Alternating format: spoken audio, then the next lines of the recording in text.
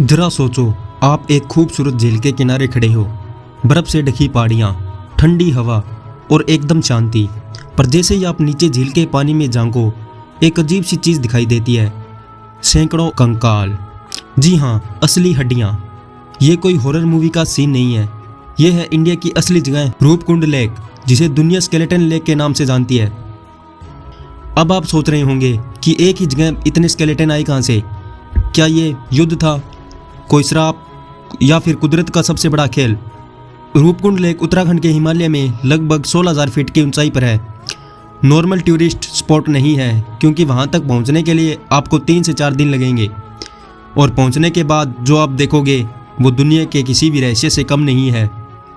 सबसे पहली थ्योरी कहती है ये एक पुराना युद्ध स्थल था, लेकिन स्केलेटन पर कोई तलवार या तीर का निशान ही नहीं मिला। मतलब युद्ध वाली बात गलत लगती है।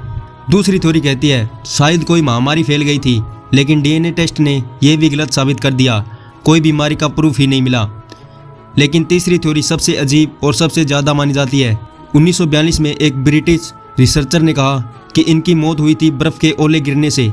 सोचो, 16,000 फीट पर ऐसे बड़े बड़े बर्फ़ के गोले गिरे कि लोग एक के बाद एक वहीं मर गए। और स्केलेटन के सिर पर आई चोटों से इस बात को स्ट्रॉन्ग बनाते हैं साइंटिफिक रिसर्च। डीएनए स्टडीज़ ने एक और धमाका कर दिया। पता चला कि ये स्केलेटन एक ही समय के नहीं हैं, कुछ 800 CE के हैं, कुछ 1800 के। मतलब 2 अलग अलग ज़माने के लोग एक ही झील में मरे हुए मिले। उनमें से कुछ लोगों का डीएनए साउथ इंडिया का है और कुछ ग्रीस जैसा। तो भाई क्वेश्चन ये है, इतनी ऊंचाई पर ग्रीस के लोग क्या कर रहे थे? हर साल जब बर्फ़ पिघलती है, नए स्केलेटन सामने आ जाते हैं। जैसे झील खुद बोल रही हो, मेरे अंदर अभी और राज छुपे हैं। सोचो, आज की साइंटिस्ट के पास सबसे एडवांस टेक्नोलॉजी है, फिर भी रूपकुंड लेक का असली राज अब तक एक मिस्ट्री ही है। तो दोस्तों, आपको क्या लगता है, ये एक प्राकृतिक डिजास्टर है या इसके पीछे कोई बड़ा ऐतिहासिक राज छुपा है?